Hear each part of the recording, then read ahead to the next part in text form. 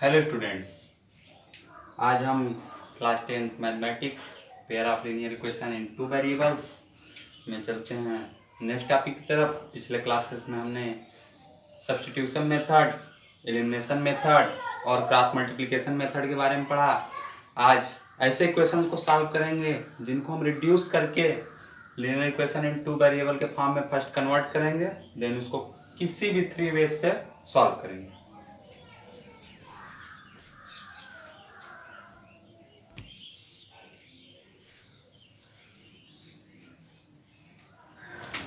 तो जैसा कि हमें क्वेश्चन है, solve the pair of equations 2/x + 3/y = 13। Second equation है 5/x - 4/y = -2। इन दोनों लीनियर इक्वेशंस को हमें सॉल्व करना है और x एंड y की वैल्यू फाइंड आउट करनी है। तो इसको हम थ्री वेज किसी वेज से सॉल्व करते हैं, लेकिन हमारे पास एक समस्या है कि इसमें जो वेरिएबल है 1/x है, इसमें जो वेरिएबल है 1/y है। यानी 2 में जो वेरिएबल्स है वो 1/x है, 3 में वेरिएबल्स 1/y है। या तो हम एलसीएम लें फिर इसको सॉल्व करें। तो यदि हम एलसीएम लेते हैं तो इसका एलसीएम x y हो जाएगा, फिर उस तरफ ले जाएंगे, कैंसिल आउट करना होगा, बहुत ही लंबा प्रोसेस होगा। तो इसके लिए हम इसको थोड़ा रिड्यूस कर देते हैं, यानी एक शॉर्ट फॉर्म में चेंज कर देते हैं। तो इसके लिए हमें क्या करना होगा, हम 1/x और 1/y को कुछ सपोज कर लेंगे। हम 1/x को p सपोज कर लेते हैं और 1/y को क्यों सपोज कर लेते हैं। चलिए आगे करते हैं। तो हम 1/x को p लेट कर लेते हैं, जैसा कि इसमें 1/x है, इसमें 1/y। तो 1/x को हम p मान लेते हैं और 1/y को q। तो यानी ये क्या है, 2 × 1/x। इसको हम क्या कर सकते हैं, 2 × 1/x + 3 × 1/y। इट मीन्स इस इक्वेशन को हम इस फॉर्म में भी लिख सकते हैं, इजीली लिखा जा सकता है। और 1/x को हमने p सपोज कर लिया और 1/y को हमने q सपोज कर लिया। तो यह क्या हो जाएगा, 2 × p। It means 2p + 3 × q। It means 3q।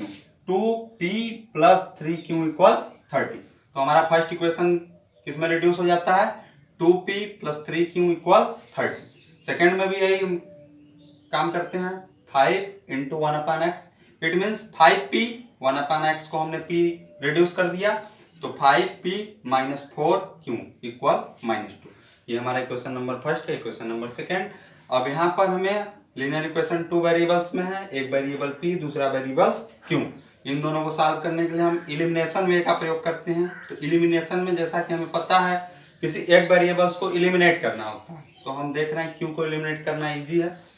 तो हम क्या करते हैं, फर्स्ट इक्वेशन में 4 से मल्टीप्लिकेशन कर देते हैं और सेकेंड इक्वेशन में 3 से। फर्स्ट इक्वेशन में 4 से मल्टीप्लिकेशन करेंगे तो यहाँ पर 12 क्यों हो जाएगा, और सेकेंड इक्वेशन में 3 से मल्टीप्लिकेशन करेंगे तो यहाँ पर 12 क्यों हो जाएगा, और प्लस माइनस में कैंसिल आउट हो जाएगा। तो multiplying by 4 in equation number first and 3 in equation number second, यानी कि फर्स्ट इक्वेशन में 4 से और सेकेंड इक्वेशन में 3 से मल्टीप्लाई करते हैं।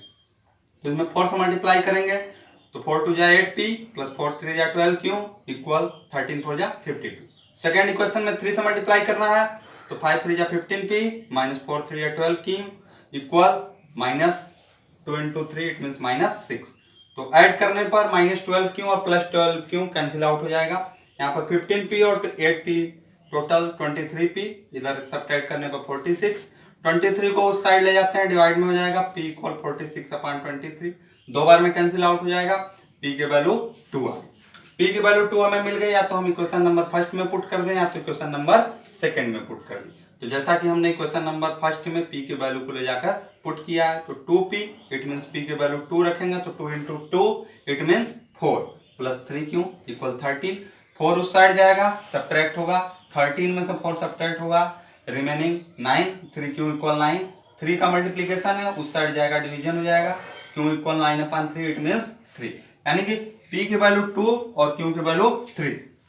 हमने p 1/x को सपोज किया था, इट मीन्स 1/x को हमने कितना लेट किया था, p। तो यहाँ से x की वैल्यू हमें फाइंड आउट करनी है, तो 1/x = p की वैल्यू कितनी आई है, 2। पुट कर दीजिए, x जाएगा उस साइड, 2 आएगा इस साइड। x को हम RHS में ले जाते हैं और 2 को LHS में। तो x गया उधर और 2 आया इधर। इट मीन्स x इक्वल कितना हो गया 1/2। x की वैल्यू कितनी आ गई 1/2। अब इसी प्रकार हम q की वैल्यू फाइंड आउट करते हैं। तो हमने 1/y को q सपोज किया, q की वैल्यू जो फाइंड आउट हुई है उसको पुट कर देते हैं। तो 1/y इक्वल 3 हो जाएगा। क्रॉस मल्टीप्लीकेशन करते हैं, y चला जाएगा उस साइड, 3 चला आएगा इस side, y equal 1/3। It means x की वैल्यू 1/2 है और y की वैल्यू 1/3। तो इस प्रकार से हम इन इक्वेशंस को रिड्यूस करके 2 वेरिएबल्स में बनाते हैं। उनके बाद किसी वे से सॉल्व करने के बाद जब दोनों वेरिएबल्स की वैल्यू हमारी आ जाती है, जो हमने लेट किया है, तो उसको जो हमने माना था उस पर पुट कर देंगे। तो जो भी पुराने वेरिएबल्स हमारे थे उनकी वैल्यूज फाइंड आउट हो जाएगी। जैसा कि यहाँ पर फर्स्ट हमने p एंड q की वैल्यू निकाली, उसके बाद जो सपोज किया था 1/x को p और 1/y को q, इसके इक्वल कर दिया। और वैल्यू पुट करने के बाद x की वैल्यू और y की वैल्यू क्रॉस मल्टीप्लिकेशन करके हमने फाइंड आउट कर लिया। तो इस प्रकार से इन इक्वेशंस को सॉल्व करते हैं। आइए चलते हैं नेक्स्ट क्वेश्चन की तरफ। इसी प्रकार का है नेक्स्ट क्वेश्चन हमारा।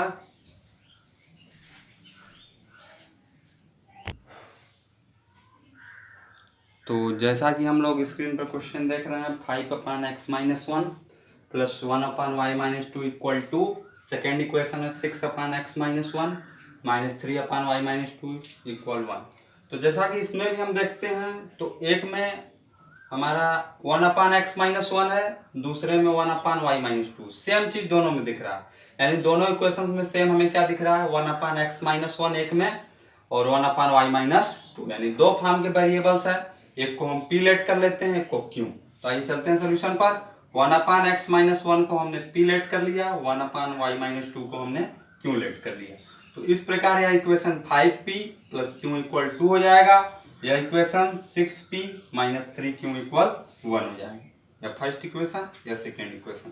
तो जैसा कि हमें एलिमिनेशन से हम सॉल्व करेंगे, तो इसमें q है, इसमें 3q है, यानी कि हम यदि फर्स्ट इक्वेशन में 3 से मल्टीप्लाई कर दें तो 3 कैंसिल आउट हो जाएगा। तो multiplying by 3 in equation number first, हम फर्स्ट इक्वेशन में 3 से मल्टीप्लिकेशन कर देते हैं। तो 15p प्लस 3q इक्वल 3 2 जा 6। सेकेंड इक्वेशन में कुछ नहीं करना है, 6p minus 3q equal 1 note कर लेते हैं। यहाँ 3q प्लस में और माइनस में कैंसिल आउट हो जाएगा। 15 6 21p इक्वल 6 1 7, यानी 21p इक्वल 7 हो गया। p की वैल्यू निकालनी है, 21 को RHS साइड ले जाते हैं, 7/22 हो जाएगा। इस साइड मल्टीप्लिकेशन था, उस साइड डिवीजन हो जाएगा। p की वैल्यू 1/3 है। p की वैल्यू हमें फाइंड आउट हो गई। अब हम q की वैल्यू फाइंड आउट करने के लिए या तो फर्स्ट इक्वेशन या तो सेकेंड इक्वेशन, किसी में भी हम p की वैल्यू पुट कर लेते हैं। तो जैसा कि हम सेकेंड इक्वेशन में p की वैल्यू पुट करते हैं, तो 6 इंटू p, तो 6 इंटू 1/3 माइनस 3q इक्वल 1। यहाँ पर 3 2 जा 6 कैंसिल आउट हो जाएगा। 2 minus 3q equal 1, minus 3q equal 1, इधर से 2 उधर जाएगा -2, सब्ट्रैक्ट करने पर -1 बचेगा।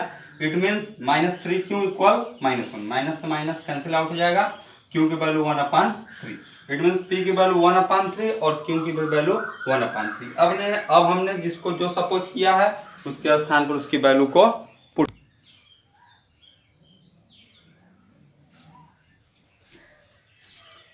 तो जैसा कि हम वैल्यू पुट करते हैं 1/x-1 इक्वल p, तो यहाँ पर p की वैल्यू पुट कर देते हैं 1/3, 1/x-1 इक्वल 1/3, क्रॉस मल्टीप्लिकेशन कर देते हैं, 3 इक्वल x-1, -1 को इस साइड लाते हैं, +1 हो जाएगा, x इक्वल 4, यानी x की वैल्यू 4 फाइंड आउट हो गई। 1/y-2 को हमने q सपोज किया था, तो इसको q की वैल्यू पुट कर देते हैं। तो 1/y-2 इक्वल q की वैल्यू 1/3, क्रॉस मल्टीप्लिकेशन करते हैं, 3 इक्वल y-2, -2 को इधर लाते हैं, +2, y इक्वल 5।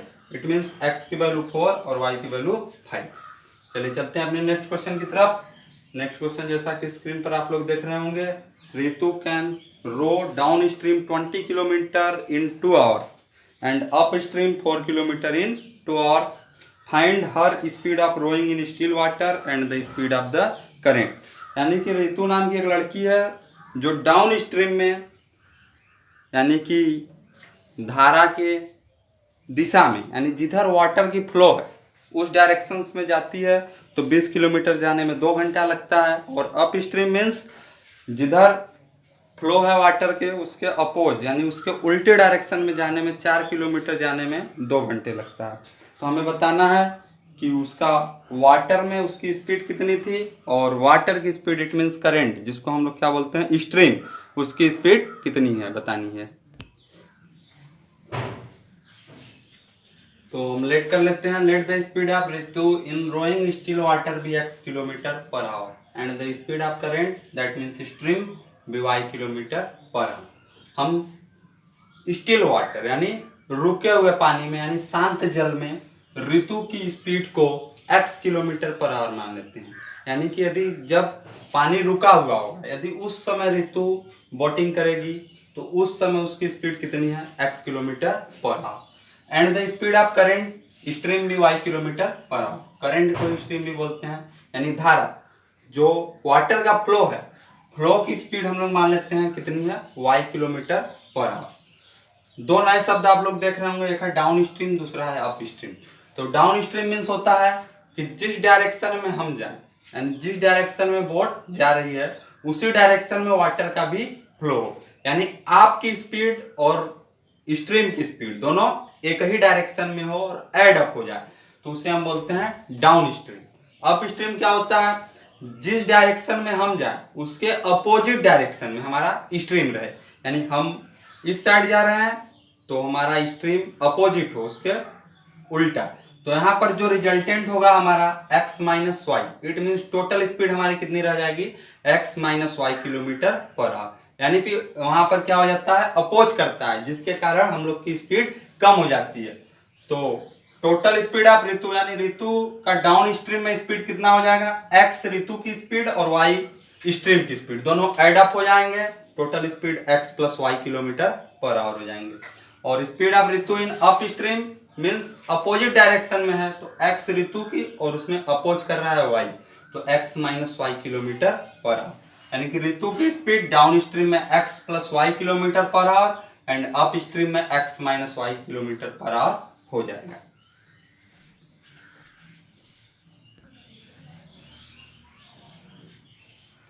तो जैसा कि हमें दो कंडीशन दिया गया क्वेश्चन में कि 20 किलोमीटर डाउन स्ट्रीम ट्रेवल करने में 2 आवर लगते हैं, 4 किलोमीटर अप स्ट्रीम ट्रेवल करने में 2 आवर लगते हैं।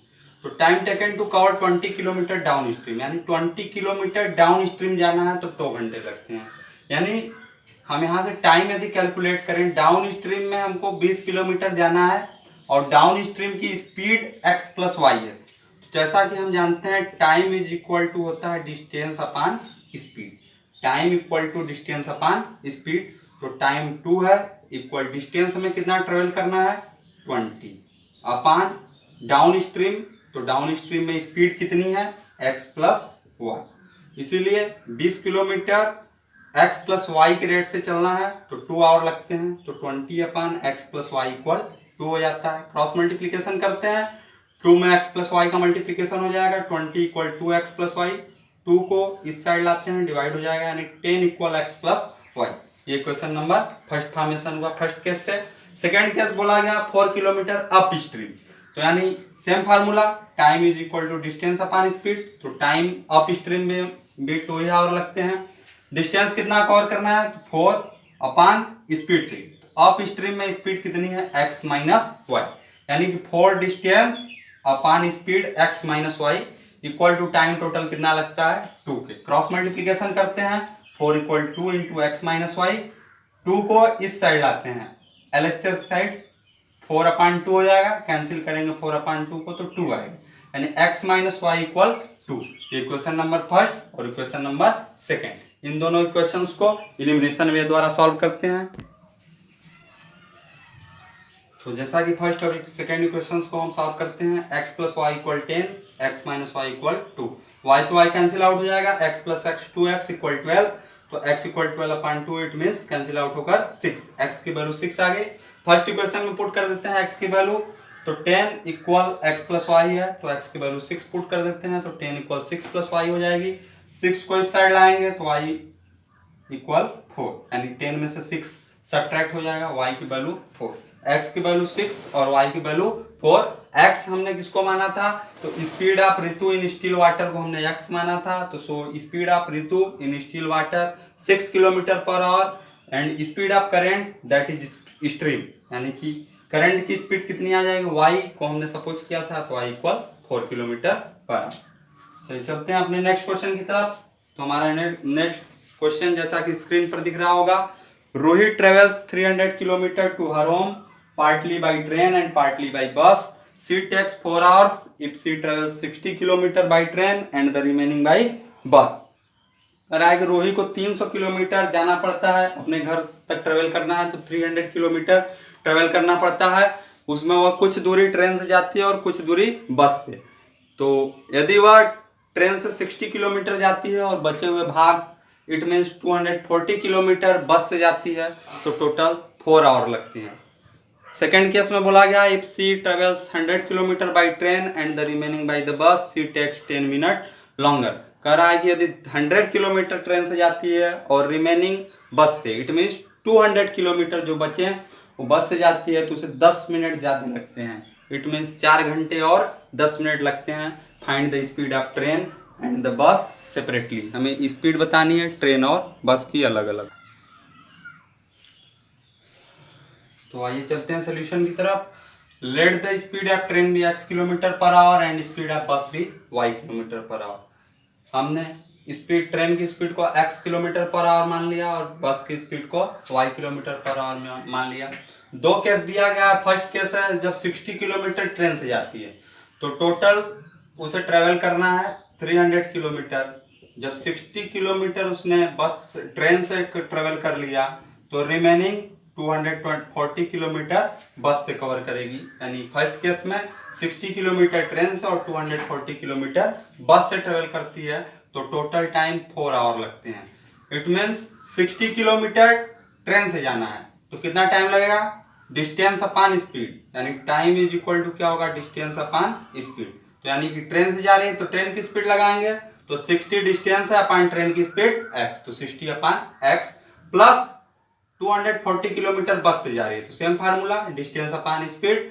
240 किलोमीटर डिस्टेंस है और बस से जा रही है, तो बस की स्पीड अपान y, यानी कि 60 अपान x और लगते हैं ट्रेन से जाने में और 240 अपान y लगते हैं बस से जाने में। टोटल दोनों जोड़कर टाइम 4 आवर्स लगते हैं। इससे हम फर्स्ट इक्वेशन का फॉर्मेशन करेंगे। सेकेंड की बात करते हैं, तो सेकेंड केस में 100 किलोमीटर ट्रेन से यात्रा करती है, 100 किलोमीटर ट्रेन से ट्रेवल करती है। टोटल 300 ट्रेवल करना था, तो रिमेनिंग 200 बस से ट्रेवल करेगी। सेकेंड कंडीशन हो जाता है, तो 100 किलोमीटर ट्रेन से ट्रेवल करना है, तो टाइम कितना लगेगा, तो time is equal to distance upon speed. तो डिस्टेंस 100 है और ट्रेन की स्पीड x, तो 100 अपान x और टाइम लगेगा, यानी कि ट्रेन से ट्रेवल करने में 100 अपान x टाइम लगेगा, प्लस बस से डिस्टेंस अपान स्पीड फिर, तो 200 किलोमीटर डिस्टेंस है और स्पीड y है, 200 अपान y। इट मीन्स इतना टाइम ट्रेन से, इतना टाइम बस से। टोटल पिछले वाले से 10 मिनट ज्यादा लगते हैं, यानी पिछली बार 4 आवर्स लगे थे, अब 10 मिनट्स ज्यादा लगेंगे। इट मीन्स 10 मिनट्स को हम आवर में चेंज करते हैं, तो 10 अपान 60 हो जाएगा, तो इट मीन्स 1 अपान 6 आवर्स। और 4 आवर ऐड करना है, तो 4 प्लस 1 अपान 6 करेंगे, तो यानी 4 means 1 upon 6, it means 25 upon 6 hour लगेंगे। इसको हम 4 मीन्स 1 अपान 6 लिखें या फिर 25 अपान 6 लिखें। अब हम इसको रिड्यूस करते हैं। ये दोनों इक्वेशंस जो हमारे सामने दिख रहे हैं, इनको हम रिड्यूस करेंगे। 1 अपान x को p मानेंगे और 1 अपान y को q मानेंगे और इसको रिड्यूस करते हैं।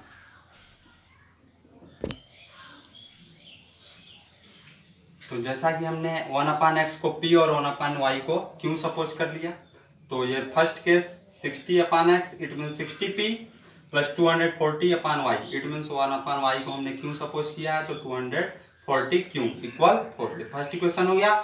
सेकंड में भी वैल्यू पुट करते हैं, तो 100 into 1 upon x it mean 100p, 1 upon x को हमने p सपोज किया, प्लस 200 इंटू 1 अपान y यानी 200q इक्वल, इसको हमने फ्रैक्शन में सिंपल चेंज कर लिया 25 अपान 6।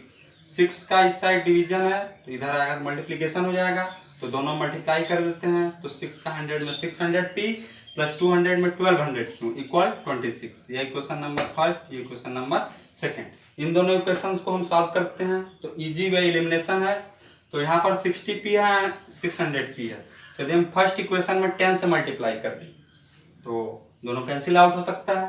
तो फर्स्ट इक्वेशन में हमने 10 से मल्टीप्लाई किया तो ये हो जाता है 600p, ये हो जाता है 2400q इक्वल 4 10 जा 40। सेकेंड इक्वेशन में कुछ नहीं करना है, उसको सेम नोट कर देते हैं। 600p plus 1200q equal 25। Subtract करने पर कैंसिल आउट होगा, सब्ट्रैक्ट कर देते हैं। 600p में से 600p कैंसिल आउट, यहाँ पर सब्ट्रैक्ट करने पर 1200q इक्वल 15, तो q equal 15 upon 1200 cancel out करेंगे, 15 8 जा तो 80 हो जाएगा। It means q equal 1/80, q की वैल्यू 1/80 आ गई। अब या तो इक्वेशन नंबर फर्स्ट में पुट करिए या इक्वेशन नंबर सेकंड। तो हमने q की वैल्यू को इक्वेशन नंबर फर्स्ट में पुट किया है, तो putting value of q in p in putting value of q की वैल्यू हमने जो फाइंड आउट किया उसको इक्वेशन नंबर फर्स्ट में पुट करते हैं। 60p प्लस 240q, तो 240q की वैल्यू 1/80 पुट कर देते हैं इक्वल 4। 80 से 3 टाइम्स में कैंसिल आउट हो जाएगा, इधर प्लस 3 है उधर जाएगा -3, तो 60p इक्वल 4 -3 सब्ट्रैक्ट होगा 1। p इक्वल कितना हो जाएगा 1, इधर 60 का मल्टीप्लाई था उधर डिवीजन हो जाएगा। p की वैल्यू 1/60। अब जो हमने लेट किया था उस पर रख देते हैं, तो 1/x को हमने p माना था, तो 1/x इक्वल p की वैल्यू कितनी है 1/60। क्रॉस मल्टीप्लीकेशन कर देते हैं, x की वैल्यू कितनी आ गई 60। सेकेंड केस हमने 1/y को q माना था, तो 1/y इक्वल q की वैल्यू कितनी है 1/80। क्रॉस मल्टीप्लीकेशन कर देते हैं, y इक्वल 80 आ जाता है। तो स्पीड ऑफ ट्रेन कितनी थी x, it means speed of train को हमने कितना सपोज किया था x किलोमीटर पर आवर, तो x की value 60, so speed of train 60 kilometre per our. Second speed of बस, तो स्पीड ऑफ बस इक्वल ने y सपोज किया था, तो y की वैल्यू 80, तो स्पीड ऑफ बस 80 kilometre per our. It mean speed of train कितनी आ गई 60 kilometre per our, speed of बस कितनी आ गई 80 किलोमीटर पर आवर। और इन एक्सरसाइज के जो भी क्वेश्चंस बचे हुए हैं आप उन्हें इजीली सॉल्व कर सकते हैं। यदि नहीं आता है तो उसको कमेंट सेक्शन में लिखने का प्रयास करें। प्लीज चैनल को लाइक करें, शेयर करें, सब्सक्राइब करें और इन वीडियोज को ज्यादातर अपने फ्रेंड्स, क्लासमेट्स एंड रिलेटिव्स को शेयर करें जिससे वो भी इसका फायदा उठा सकें। Thank you for today. तेरी मिट्टी में मिल जावा गुल बन के मैं खिल जावा, इतनी सी है दिल की आरज़ू। तेरी नदियों में बह जावा, तेरे खेतों में